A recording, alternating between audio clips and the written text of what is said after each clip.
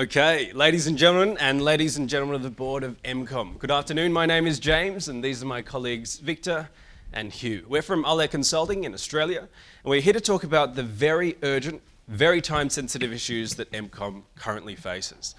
Now, why are these issues urgent?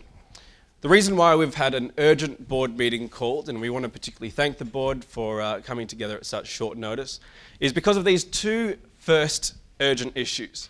Firstly, we've got this slump in investor confidence. The market needs to be reassured that MCOM is dealing with the issues that it currently faces. Secondly, the Coley fine. You currently have until the 18th of October, and that's just 4 days away, to sort out a strategy in dealing with the Coley fine. So we're going to take you through our strategies for both of those issues. We'll then walk you through how to deal with a strategy for the Shared Services Centre in Sidimba. You've asked for an oversight, project oversight framework, and then we'll move on to the entry into the Chinesian market. Finally, you've asked us for recommendations as to your new CEO. We're confident that our recommendations will put MCOM back on the front foot and deal with the current urgent issues. Let's get right into it. Victor? Thank you, James. Currently, we have analysed your current financial statements, and based on our recommendations, which we're about to show you, we can see that MCOM can actually be in a better position and pass the financial guidance you've given to the public so far. Based on the key financial metrics you have given to us and what your investors are most looking for, if you implement the strategies and recommendations that we're about to inform you of, you can see that you are above all those key metrics which all your investors are concerned about. You are expected to outperform that previous earnings guidance, and if done properly, you may even wow your investors about what's to come. If of particular note, and which is in our appendices, are your financial statements, which we've put through projected figures for your income statement for the year end of 31st December 2016.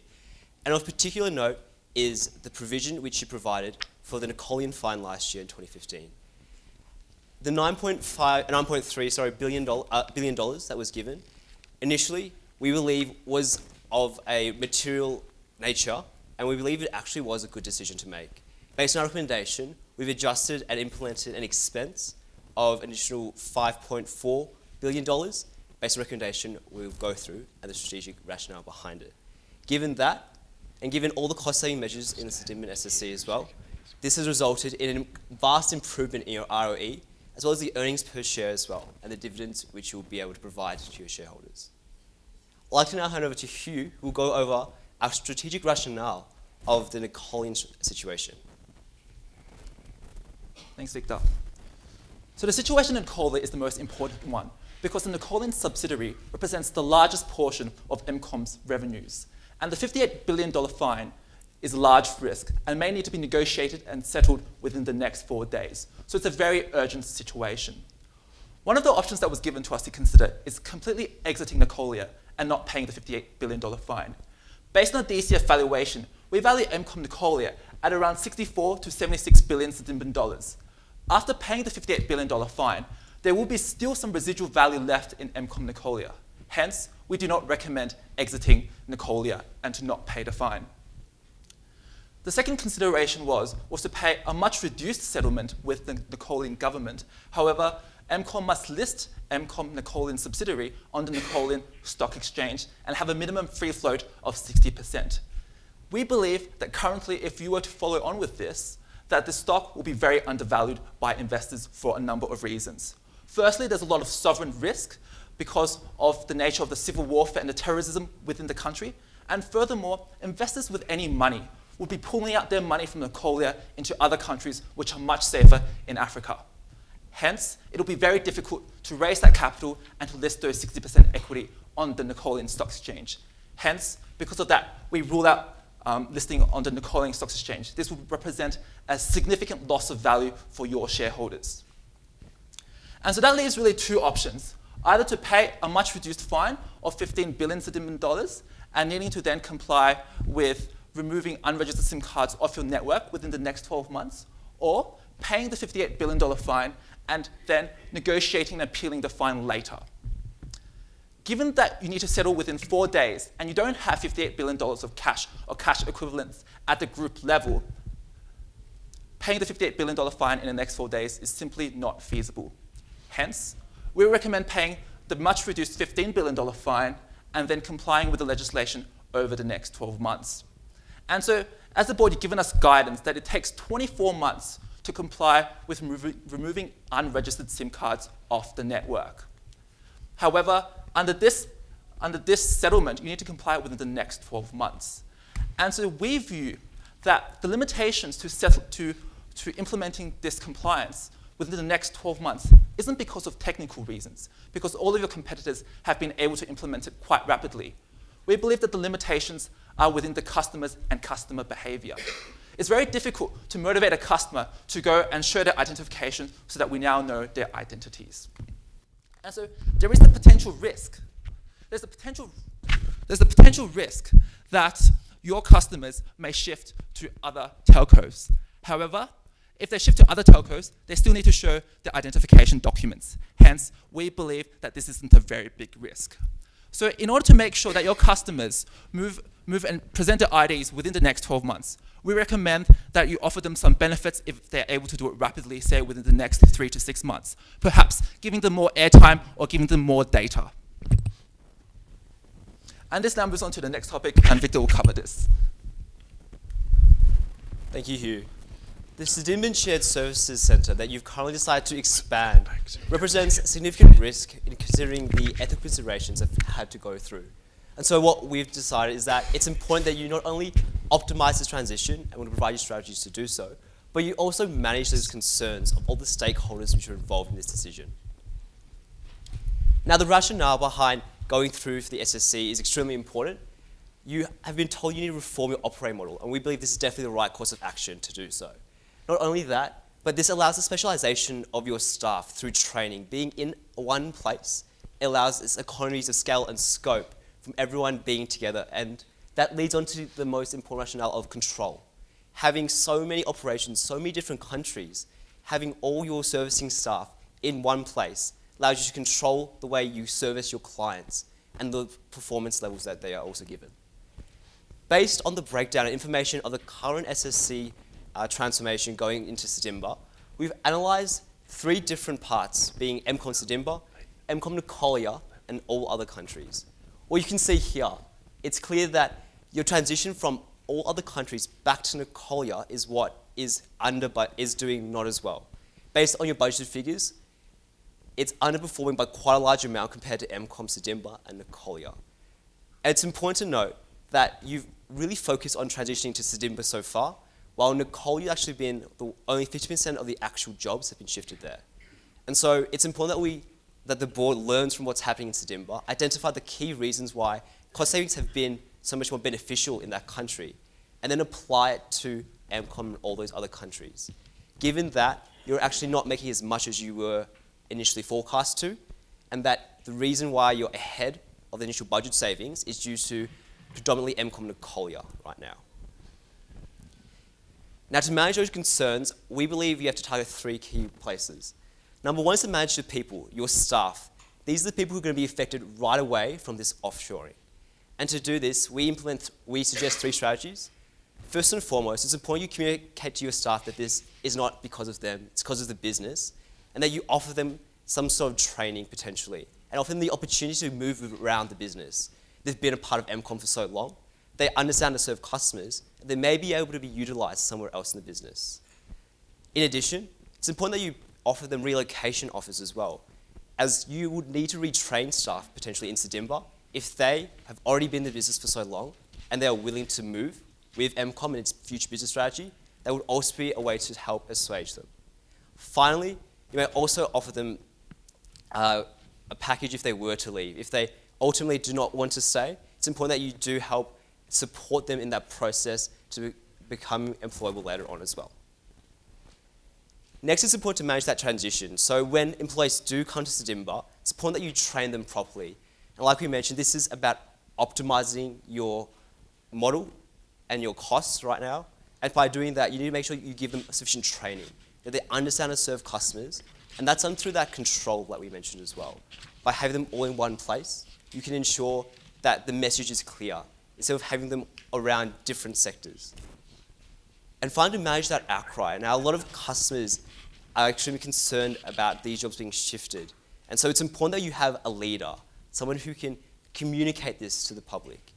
It's also important that MCOM communicates the strategic and financial implications as well. Like we mentioned, the implications of our strategies will ensure that your ROE is increased, ensure that the earnings per share, dividends per share as well are increased. And so it is better for MCOM, and if they're doing well and you're doing well, you can continue to expand your business and provide a better service for the customers as well. So it's not just about your staff, you're managing both stakeholders. I'd like to now move on to CloudNet with Hugh. Thank you. So now, the situation in investing in Tunisia is a little bit more urgent. And this is because there are other potential interlopers who are also interested in CloudNet. And also, your shareholders are particularly positive about a potential investment in CloudNet, given that your share price increased by 15% after news of this was leaked to the media. However, there are a number of issues with investing in CloudNet. Firstly, it's not a publicly listed company, and hence there are no supporting financials, and so due diligence becomes very important. And furthermore, the valuation as CloudNet is particularly dependent on CloudNet being able to renew its license at the end of 2017. And furthermore, these interlopers are increasing the optimal bid price by 25%. So now it's a little bit more urgent. We need to really consider what's happening in this situation.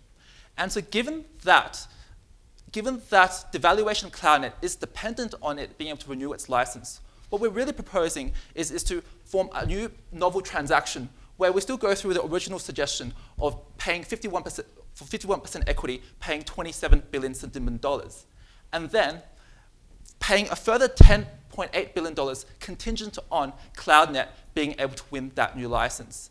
And the rationale for this is that this lowers the potential downside risk if CloudNet is not able to renew its license at the end of 2017. And furthermore, it incentivizes those executives who have relationships with the government to stay on and make sure that CloudNet is able to maximize its chances of renewing the bid. However, given that there are a number of other players who are interested, we recommend that you engage in a no-shop, no-talk clause to prevent information being leaked to other potential bidders and to ensure that you can perform proper due diligence without anyone further interloping. And all of this should really be contingent on successful due diligence. In terms of due diligence, we really believe that the most important attributes are audited financial reports. To support this valuation, we believe that the last 12-month NPAT and the last 12-month EBITDA should be more than $660 million to support that valuation in the marketplace. Furthermore, we believe that you need to evaluate operational metrics and also particular legal risks, as well as auditing the employees and the executives, because the image of CloudNet may negatively impact MCOM if there are issues there. Furthermore, given that Tunisia is a new country, we need to evaluate what are the potential country-specific risks in Tunisia. Furthermore, given that there are other potential interested bidders, you may need to consider also having a break fee to further incentivize the shareholders to sell up to MCOM. I'll now pass it on to James. Okay, thank you, Hugh. So we've had your senior executives depart the company. That's a good thing for public relations. Now you have a trusted caretaker as your acting CEO. So what's the next chapter for MCOM? Well, let's look at how MCOM has changed in its identity. It's no longer just a telecommunications company. You're looking to be a leader in technology more broadly. You're not just a local company, now you're a global company with a lot of the recommendations that we've been talking about. Finally, now you no longer seek to be just a player in the market, but a leader in the market. So this changes the way that MCOM sees itself. We need change at the leadership level. It's going to change culture, and that's going to spread out to external factors, your stakeholders and the macro environment.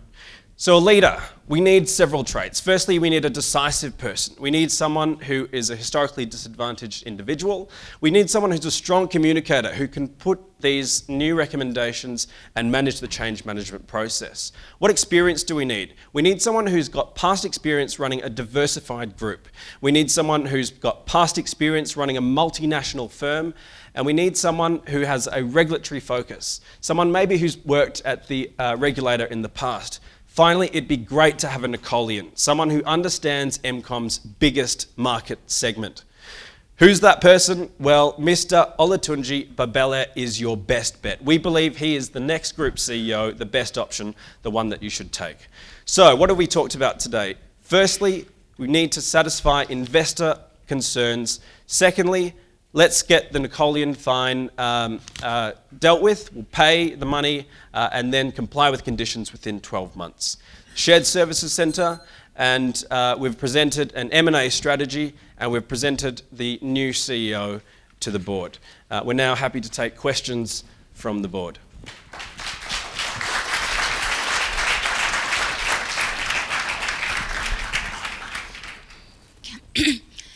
Thank you so much for the insightful presentation and for taking the time to actually work with us on this.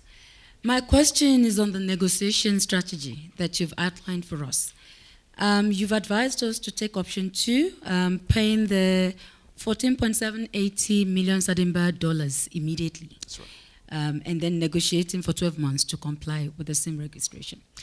Now, considering the fact that you know that we can only raise this money outside Nakolia, so meaning we have to come back home to our shareholders in Sadimba to get this money, do you think, given the current situation and the shareholders knowing the risk, the political security risk in Nakolia, do you think that they will be willing to give us such funds to go and invest again in Nakolia? Because we would be increasing our risk exposure.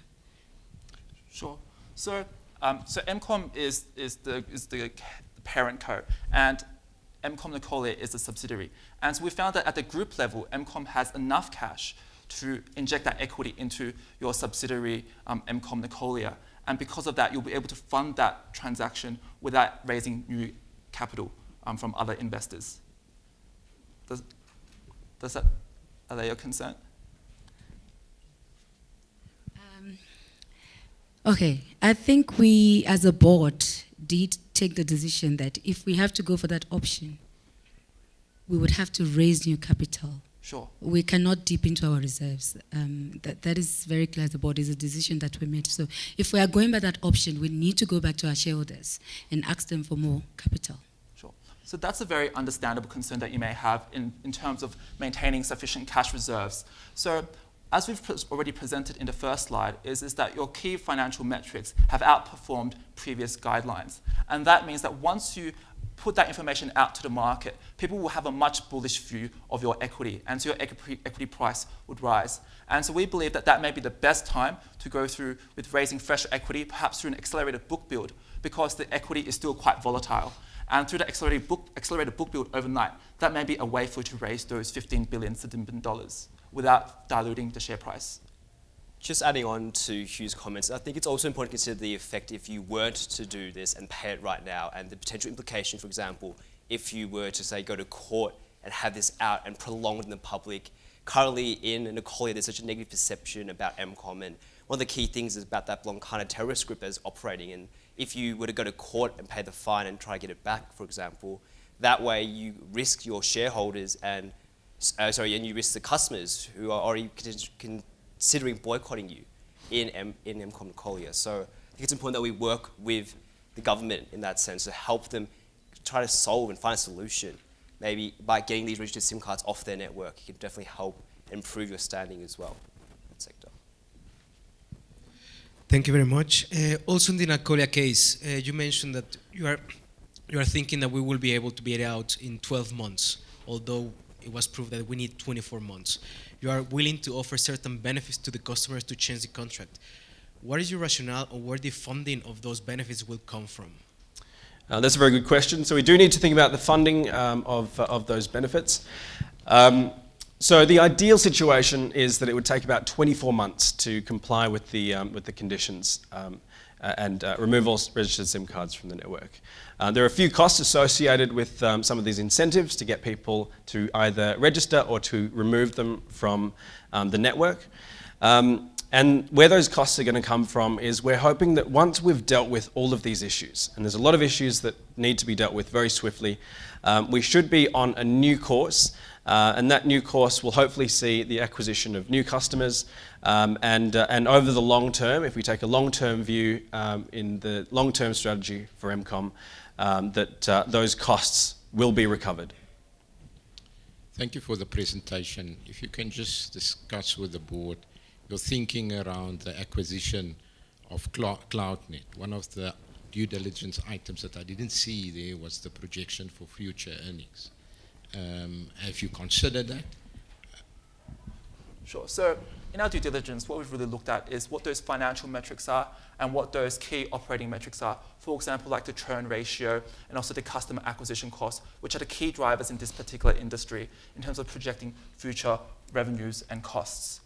However, the key downside risk from this is if CloudNet is not able to renew its license. If it's not able to renew its license, then it loses all of its retail revenue in the telecommunications sector.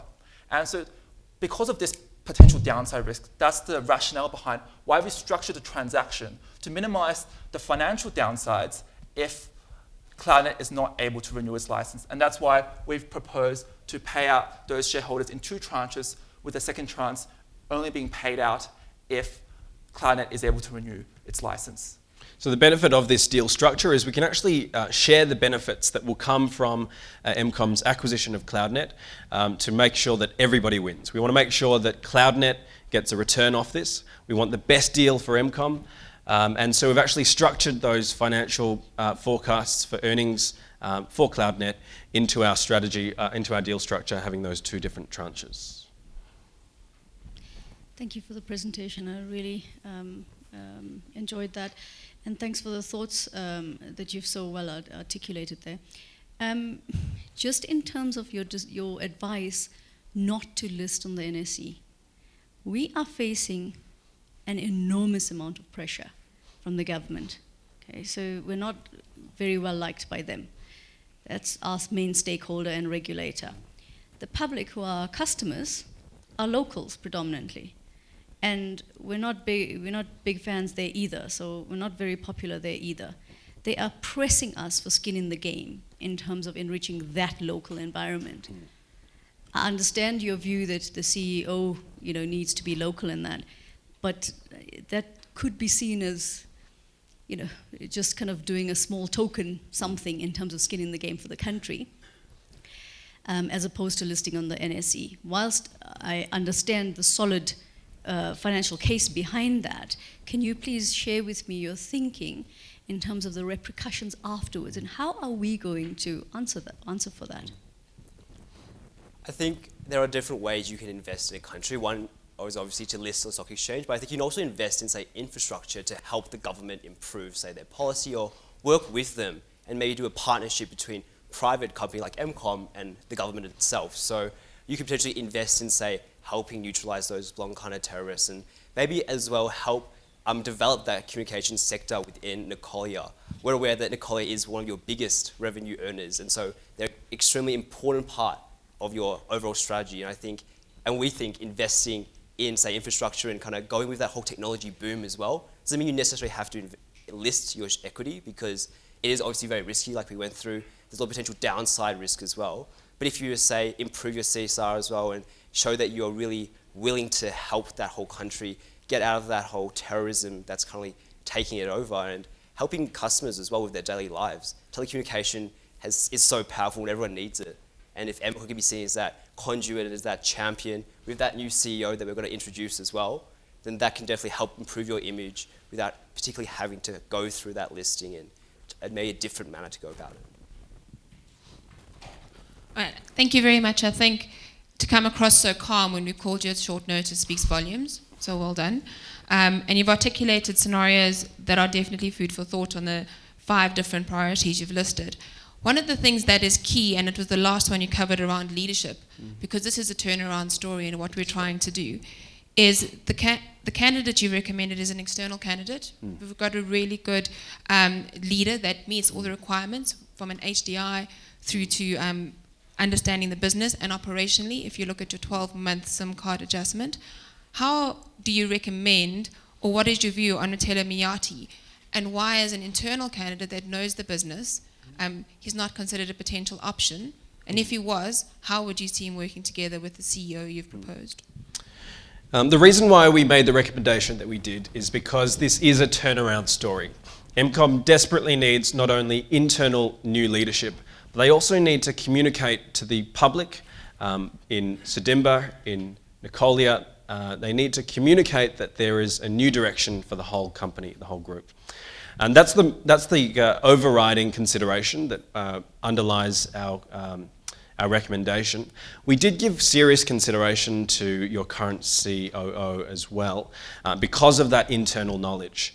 We think internal knowledge is very important, someone who knows the business well, but it doesn't necessarily communicate the kind of idea that we want to the public. We want to show the public that we are serious about turning MCOM around.